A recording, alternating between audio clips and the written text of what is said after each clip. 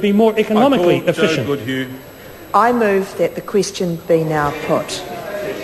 I call Carol Beaumont. Yeah.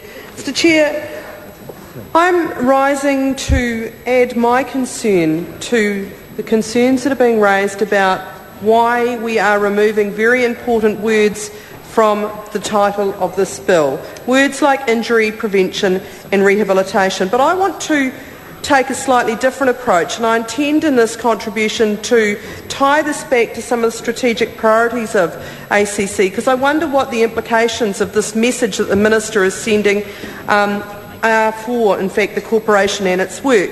But let me just say, in relation to injury prevention, that is clearly the way that we could make a real difference to cost containment. And cost containment is supposedly one of the major drivers for many of the changes in this bill. There's very little other justification for some of the arbitrary and unfair and discriminatory provisions in this bill, and when it comes down to it, we are told the reason for it is cost containment. Ones like the provision around holidays, which will save $1 million a year, so that's a cost containment measure. Even Treasury wonders whether such a small saving is worth it for the unfairness of the provision. That was the advice given.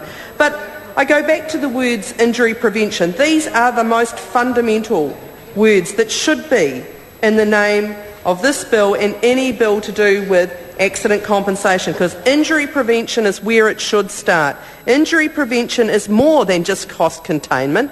Obviously it is the most effective way of containing costs, but more importantly, it is about ensuring that people don't have accidents, that people don't get hurt, they don't die at work, that people don't lose their parents or their spouse or their child through workplace fatalities, or see them severely incapacitated through workplace accidents, or see them lose income from being off work for a period of time. So injury prevention is about people's lives and protecting people. And yet, as submitter after submitter have said that injury prevention is what's missing here.